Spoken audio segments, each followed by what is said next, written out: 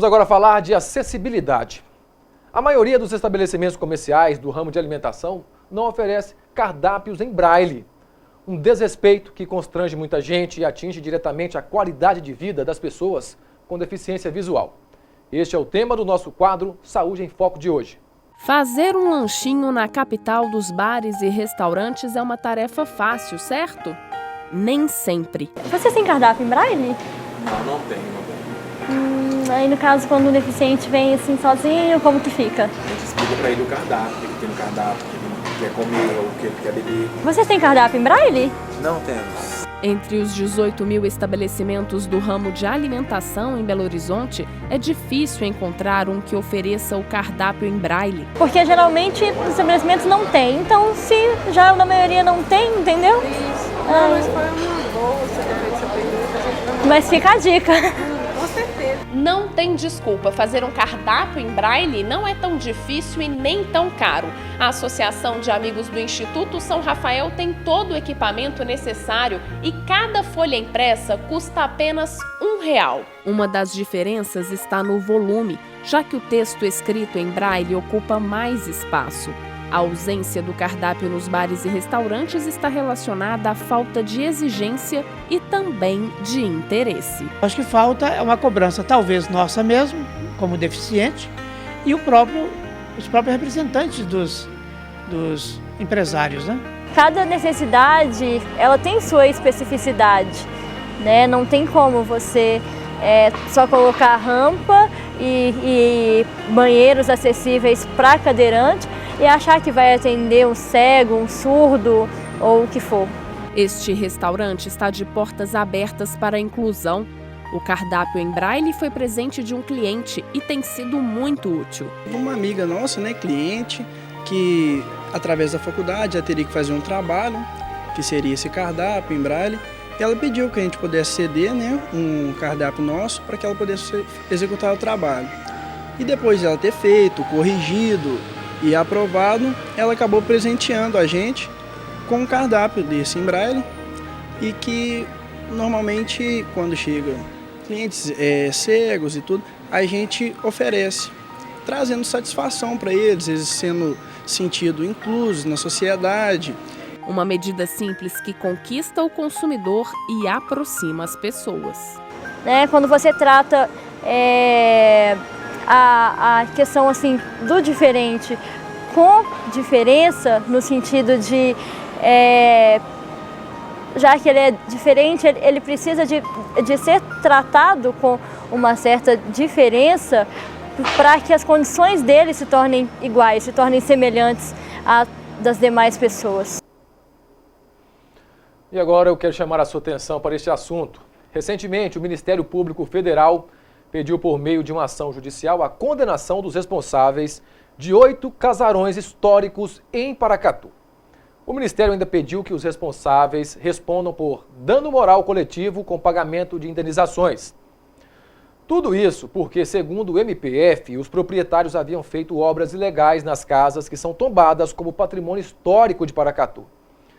Diante dessa situação, nós aprofundamos um pouco mais no assunto para ver qual é a realidade dos casarões antigos de Paracatu, a situação e as dificuldades encontradas pelos proprietários para a manutenção e o papel do Conselho, que ajuda a fiscalizar.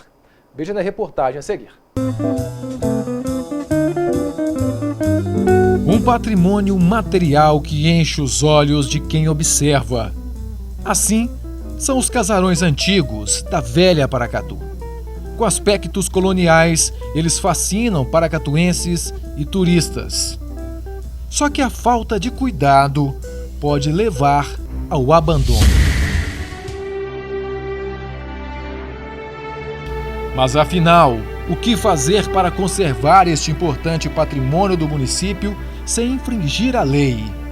Para isso existe o CONFAP, Conselho Municipal do Patrimônio Histórico, Artístico e Paisagístico de Paracatu. Então, o que fazer para impedir que essas imagens fiquem um dia apenas nas nossas lembranças? A preservação do bem, do imóvel, na sua originalidade, é que faz com que nós tenhamos as mesmas características históricas. Quando por algum motivo ou outro o proprietário ou qualquer outra pessoa de posse desse bem altera esse imóvel, né, seja ele na volumetria, seja ele na fachada, ele traz para a cidade e para consigo mesmo um dano na modificação, ou seja, naquilo que era a originalidade do imóvel. Os caminhos legais seriam exatamente procurar pela Secretaria de Cultura, uma vez que esse bem ou esse imóvel esteja situado no núcleo histórico, que faz parte daquilo que o IPHAM veio e tombou como sendo o nosso núcleo histórico, nosso patrimônio, procurar informações de como deveria ser a melhor forma de preservar esse bem. A Secretaria de Cultura dispõe de ferramentas e de material, de normativas que possam orientar a esse morador, a qualquer um que queira fazer essa modificação. Mas então será que os moradores da cidade têm a devida consciência patrimonial e de preservação da nossa cultura e tradição? Começar a fazer a educação patrimonial desde criança, conscientizar, trazer a memória dessas crianças e dos jovens para que eles passem a amar realmente a sua cidade, a entender o porquê desses casarios e o porquê de preservá-los, né? Porque se nós temos pessoas, às vezes, que ocupam os casarios, mas que não conhecem a história, elas também não dão a importância devida aos imóveis aos quais elas ocupam. E os proprietários, o que pensam sobre a conservação dos casarões antigos? A restauração deve obedecer a rigorosos critérios. Daniele é um exemplo.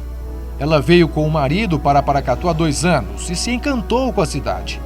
Agora, eles são proprietários de um casarão na rua Temístocles Rocha e estão fazendo o processo de restauração do imóvel. Segundo ela, o segredo da conservação está no amor pelas casas antigas e pela história. E a partir desses 2 anos que a gente está aqui, a gente procurou ver a importância, né, do que é o patrimônio histórico, o que a gente tem que fazer. A gente sempre queria fazer essa reforma, mas tinha muita dificuldade. E aí a gente viajou, foi para cidades históricas para ver a importância, o quanto que é bacana uma cidade preservada, com as casas preservadas. E a gente está buscando fazer da melhor forma possível para preservar e atender às nossas necessidades, né? Só que mesmo gostando, ela ainda encontra dificuldades, principalmente com a falta de mão de obra especializada para a realização do trabalho. Tive muita dificuldade em conseguir mão de obra qualificada, então assim, teve que fazer coisas, refazer de novo, isso dá prejuízo, porque as pessoas não sabem a maneira correta que tem que fazer, então elas não têm muito interesse por essa área histórica. Então falta marceneiro, pedreiro, falta até mesmo arquitetos que tenham interesse nessa área histórica mesmo, que vão poder conduzir a gente da maneira certa. O artista e restaurador Fábio Ferré confirma a dificuldade encontrada por Daniele. Segundo ele, falta a preparação especializada e o entrosamento entre todos os envolvidos no processo de restauração. Quando você faz uma restauração, ela deve ser feita com uma ação multidisciplinar. É isso que se faz no mundo, é ação compartilhada entre historiador, entre o antropólogo, entre o arquiteto, entre o artista, entre o restaurador, entre o engenheiro na parte estrutural, né? E entre você tem vários outros, né? E sem falar das outras equipes, que são equipes de execução imediata, que é o carpinteiro, que deve ser especialista, porque cobertura é uma das coisas mais importantes que você tem hoje, e há um problema seríssimo em Paracatu, até do Ministério Público, sobre as empenas, que deve ter o seu devido grau, o revestimento, as envasaduras, né? Então você tem que pensar nisso tudo, os pedreiros, a maneira que você trabalha. O reboco tem que ser o embusto do estilo colonial, você não pode usar um reboco normal. A granulometria da massa, ela deve ser de acordo, né, inclusive, que já fizeram, né, estudos sobre isso. Então, a gente tem que pensar nisso. Uma restauração bem feita, pode ter certeza, é bom para você, é bom para a cidade e é bom principalmente para o morador, para o proprietário. O número de pessoas com mais de 61 anos que não consegue pagar as contas em dia aumentou em maio. Essa notícia fica ainda mais preocupante porque o governo federal divulgou esta semana a ampliação do limite de endividamento no crédito consignado de 30% para 35% da renda do aposentado. Manter as finanças no azul tem sido um desafio grande para quem vive da aposentadoria. O calendário de Seu Paulo já está em 2020. É esse o ano em que ele vai acabar de pagar as dívidas que fez no cartão de crédito. Você facilita com as facilidades que lhe são oferecidas, né?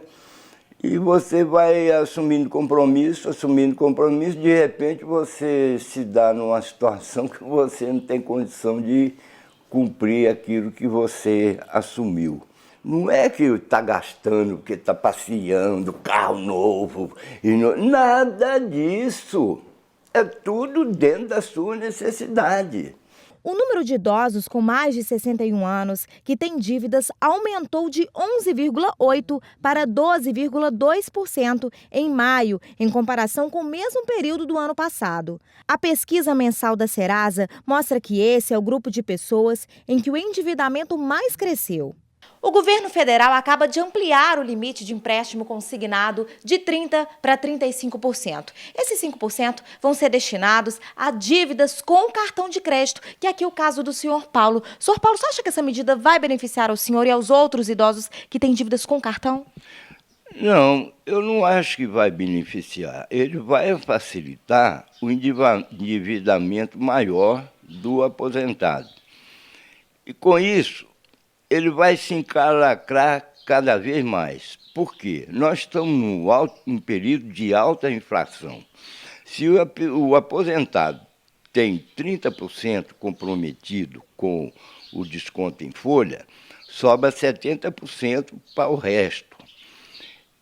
Com a inflação, os 70% hoje, vamos dizer, é suficiente para o gasto, para a manutenção da casa. Seu Paulo sempre teve uma vida financeira tranquila e não esperava o aperto financeiro justamente na aposentadoria. Eu, quando trabalhava, graças a Deus, sempre tive bons empregos.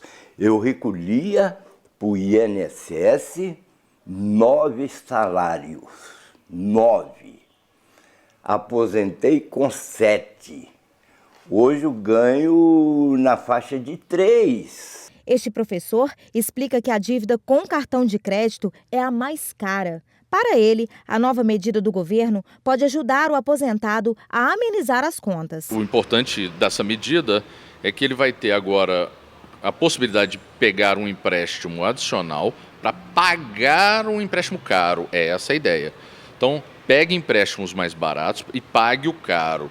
Então, pegue um empréstimo pessoal, consignado, que são mais baratos junto aos bancos, e pague o cartão de crédito e pague o cheque especial. Nunca, isso é importante, nunca se divide no cheque especial ou no cartão de crédito.